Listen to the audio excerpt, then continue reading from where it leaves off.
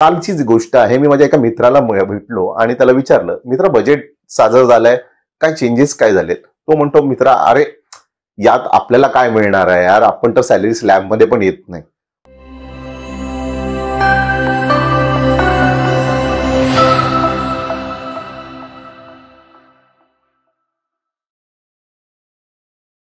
नमस्कार मित्रांनो, मी प्रिनय बोलेकर पुन्हा एकदा आपलं स्वागत करतो एका नव्या व्हिडिओमध्ये. मित्रांनो, आपली इन्फॉर्मेटिव्ह सिरीज सुरू आहे आणि या सिरीजच्या माध्यमातून आपण अनेक विषयांना हात घालत असतो. सो आजचा विषय आहे मित्रांनो बजेट.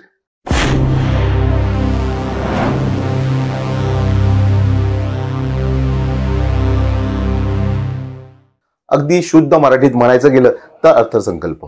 अर्थसंकल्प म्हणजे काय? सर्वसामान्यांना तर हाच प्रश्न पडलेला असतो की अर्थसंकल्प म्हणजे काय. अर्थसंकल्प म्हणजे आपल्या सरकारने किंवा जे राज्यकर्ते असतात त्यांनी आपल्याला काही आशा, अपेक्षा किंवा काही वचनं दिलेली असतात इलेक्शनच्या पूर्वी. त्याची पूर्तता केल्यानंतर पूर्ण व्यवहाराचा जो आराखडा असतो तो मांडला जातो, त्यालाच अर्थसंकल्प असं म्हटलं जातं. आपल्या सध्याच्या अर्थमंत्री निर्मला सीतारमण यांनी 2020 मध्ये जे अर्थसंकल्प सादर केलं होतं त्या अर्थसंकल्पासाठी 2 तास आणि 58 मिनिटं एवढा वेळ घेतला होता. परंतु यावेळेचा अर्थसंकल्प अगदी 40 मिनिटात संपवला गेला. म्हणजेच कोणत्याही मोठ्या घोषणेची या ठिकाणी पूर्तता सरकारकडनं करण्यात आली नाही. आणि त्याचं कारणही तसंच आहे, कारण येत्या 5-6 महिन्यात लोकसभेचं इलेक्शन आलेलं आहे आणि त्यानुसार सरकारही अशा प्रकारे कोणतेही रिस्क घेऊ इच्छित नाही.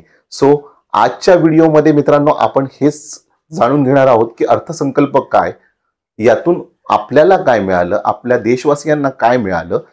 कालचीच गोष्ट आहे. मी माझ्या एका मित्राला भेटलो आणि त्याला विचारलं, मित्र बजेट साजर झालंय, काय चेंजेस काय झालेत? तो म्हणतो, मित्रा अरे यात आपल्याला काय मिळणार आहे यार, आपण तर सॅलरी स्लॅब मध्ये पण येत नाही. म्हणजे फक्त स्लॅब पर्यंतच अर्थसंकल्प आहे का? तर तसं नाहीये. यामध्ये सर्वच वर्ग येतात. मग ते शेतकरी वर्ग असेल, कामगार वर्ग असेल, निवृत्त व्यक्ती असतील, महिला असतील आणि अनेक वर्ग असतात. सो आपल्याला हा अर्थसंकल्प समजून घेतला पाहिजे की यामध्ये नक्की काय मेन्शन केलेलं आहे. सो आज मी माझ्या या व्हिडिओतून प्रयत्न करणार आहे की ते तुमच्या समोर मांडण्याचा. मला अपेक्षा आहे की तुम्हाला हा व्हिडिओ नक्की आवडेल आणि हा जर व्हिडिओ तुम्हाला आवडला तर या व्हिडिओला लाईक करायला, शेअर करायला आणि माझ्या चॅनलला सबस्क्राईब करायला विसरू नका. धन्यवाद. या अर्थसंकल्प म्हणजे बजेटमध्ये होतं तरी काय? अर्थसंकल्पात आपल्याला कळतं सरकार किती पैसे कमावतंय आणि खर्च करतंय, तेही जनतेसाठी. दिनांक 1 फेब्रुवारी 2024 रोजी देशाच्या अर्थमंत्री निर्मला सीतारमण यांनी बजेट सादर केलं. यावेळी त्यांनी एक इंटरिम बजेट सादर केलं. म्हणजेच हे बजेट फक्त या वर्षापुरता मर्यादित असेल. आणि असे का? तर याच वर्षी लोकसभेच्या निवडणुका आहेत. जेव्हा निवडणुकीनंतर नवीन सरकार येईल तेव्हा नवीन बजेट जुलै महिन्यात सादर केले जाईल. याचा अर्थ असा नाही की या बजेटला काही महत्व नाही. तर जाणून घेऊया काय आहे या बजेटमध्ये आणि सर्वसामान्य जनतेला यातून काय मिळालं आणि गेल्या बजेटमध्ये जी वचनं सरकारने दिली होती ती पूर्ण केली का. वैद्यकीय गोष्टींचा विचार कराव्यास गेल्यास आयुष्यमान भारत ही योजना वाढवली जाईल आणि सर्व्हिकल कॅन्सरची लस बनवण्यासाठी खर्च केला जाईल.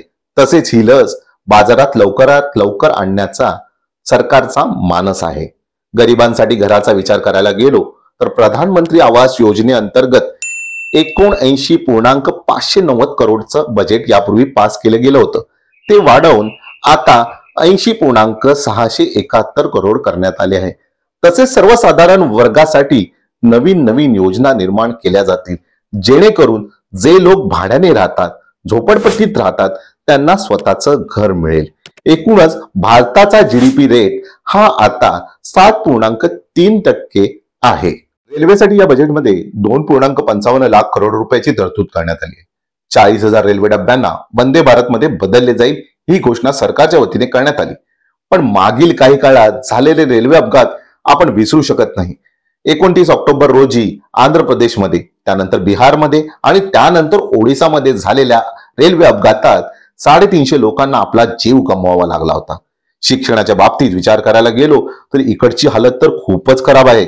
1.16 करोड पैकी फक्त 1.08 करोड रुपये मागील बजेटमध्ये खर्च करण्यात आले आणि पुढील बजेटमध्ये या खर्चांना कात्री लावण्यात आलेली आहे. रिसर्चमध्ये हा खर्च बदलण्यात आलेला आहे आणि आता 2.10 करोड वरून 3.56 करोड करण्यात आलेला आहे. वैद्यकीय गोष्टींचा विचार कराव्यास गेल्यास गेल्या वेळेप्रमाणेच यावेळेस सुद्धा बजेटचा महत्वाचा मुद्दा होता तो इन्फ्रास्ट्रक्चर. मोठ्या मोठ्या प्रोजेक्टवर सरकार जो खर्च करतंय त्याबद्दल, जसे की रस्ते बांधणे, रेल्वे, मेट्रो, मोठ्या मोठ्या इमारती, पूल बांधणे. गेल्या वेळी सरकारने या गोष्टीसाठी 10 लाख करोड रुपये मंजूर केले होते, परंतु खरा खर्च आला तो 9.5 लाख करोड रुपये. या वर्षी सरकारने हे बजेट वाढवून 11,11,111 करोड रुपये एवढं केलंय. सरकारचं मत आहे यामुळे प्रगतीबरोबरच अनेकांना नोकऱ्या निर्माण होत आहेत आणि त्याचा उपयोग बेरोजगारी दूर करण्यासाठी होतोय. मित्रांनो, नोकरदार वर्गाचा विचार केला तर टॅक्सच्या बाबतीत कोणताही बदल करण्यात आला नाही. त्याचबरोबर 2047 पर्यंत भारताला एक विकसित देश बनवण्याचे आश्वासन मंत्र्यांनी त्यांच्या भाषणात दिले. 2030 पर्यंत भारताच्या विकासात मोठी वाढ होईल अशी आशा त्यांनी व्यक्त केली. हे सगळं ऐकायला बरं वाटतं हो, पण सत्य तेव्हाच कळतं जेव्हा आपण मागील आकडे टॅली करतो. गेल्या वेळेस केलेल्या घोषणेनंतर मोदींनी सांगितले होते की भारताला 2024 पर्यंत $5 ट्रिलियन इकॉनॉमी बनवू, पण प्रत्यक्षात आपण अजूनही $4 ट्रिलियन वर पोहोचू शकलो नाही. भारताची सध्याची परिस्थिती $3.7 ट्रिलियन इकॉनॉमी एवढी आहे.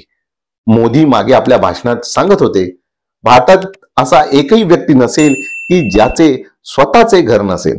त्याचबरोबर बुलेट ट्रेन 2022 पर्यंत धावू लागेल. पण या सर्व गोष्टी अजूनही पूर्ण झाल्या नाहीत आणि अजूनही कागदावर आहेत. बेरोजगारांची संख्या दिवसेंदिवस वाढत आहे. भारतात 45% बेरोजगार लोक आहेत. त्याचप्रमाणे उपासमारीतही भारताचा रँकिंग कोसळत चालला आहे. महिलांच्या लेबर सेक्टर मधील आकडा घसरत चालला आहे. एका संस्थेच्या म्हणण्यानुसार उच्च उत्पन्न असलेल्या गटातील लोकांचं इन्कम हे 40% वाढलेलं आहे, तर लोअर आणि मिडल क्लास मधील लोकांचं उत्पन्न हे कमी होत चाललेलं आहे. शेतकरी आंदोलनाच्या वेळी किती शेतकरी मारले गेले, तसंच कोविड काळात किती लोकांचा मृत्यू झाला याचे आकडे पण सरकारकडे नाहीत. 25 करोड लोकांना मुक्तता दिली जाईल असे अर्थमंत्री आपल्या भाषणात सांगत होत्या, परंतु अमित शहांनी आपल्या एका भाषणात सांगितले होते की 60 करोड लोकांना गरिबीतून मुक्त केले जाईल. तर आता विश्वास कोणावर ठेवावा हाच मोठा प्रश्न आपल्याला यातून पडतो. असो, हे होतच राहील. आपण पाहू पुढच्या बजेटमध्ये सरकार आपल्याला काय देते. मला अपेक्षा आहे हा व्हिडिओ तुम्हाला नक्कीच आवडला. मित्रांनो, मला अपेक्षा आहे हा व्हिडिओ तुम्हाला नक्कीच आवडला असेल. हा जर व्हिडिओ तुम्हाला आवडला असेल तर या व्हिडिओला लाईक करा, शेअर करा आणि माझ्या चॅनलला सबस्क्राईब करा. पुन्हा भेटूया अशाच एका इन्फॉर्मेटिव्ह व्हिडिओवर. तोपर्यंत आपली रजा घेतो. नमस्कार.